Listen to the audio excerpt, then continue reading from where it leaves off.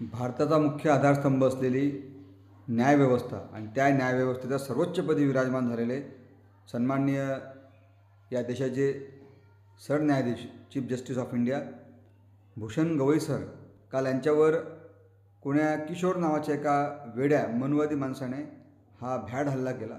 मुळात हा हल्ला प्री प्लॅन होता, कारण ह्या लोकांना बाबासाहेबाचं संविधान मान्य नाही. या लोकांना त्या संविधानिक उच्च पदावर सर्वोच्च पदावर बसलेले बहुजन मान्य नाही. वारंवार बहुजनांची आणि बहुजन समाजाच्या लोकांची ही हेटाळणी करतात, त्यांचा अपमानास्पद त्यांना वागणूक देतात. आणि जर आता आपण हा सगळा या मनोदयाचा डाव ओळखून घेतला नाही तर मला वाटते आपल्यासारखे भैताळ भेलणे कोणी असणार नाही. कारण आपण सर्वांनी एक येणं अपेक्षित आहे.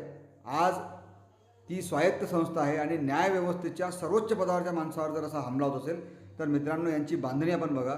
हे म्हणतात की आम्हाला यांच्या RSSला 100 वर्ष पूर्ण झाली. या 100 वर्षात जे कधी झालं नाही ते आता होत आहे. याचा अर्थ येणारा काळ आपल्याला अत्यंत ताकदीने सोबत राहावं लागेल आणि आपण समस्त बहुजनांनी या गोष्टीला तोंड द्यावं, याचा जागोजागी निषेध करावा. खरं तर ही लढाई वैचारिक आहे. वैचारिक वाद असू शकतात, मतभेद असू शकतात, पण मनभेद आणि व्यक्तिभेद कधी आम्ही आमच्या व्यवस्थेनं केला नाही. कारण बहुजन हिताय बहुजन सुखाय सांगणारे गौतम बुद्ध असतील किंवा शाहू महाराज असतील, त्यांनी आरक्षणाच्या सगळ्या लोकांना आरक्षण देऊन त्यांना आपल्या व्यवस्थेत सामील करून घेतलं.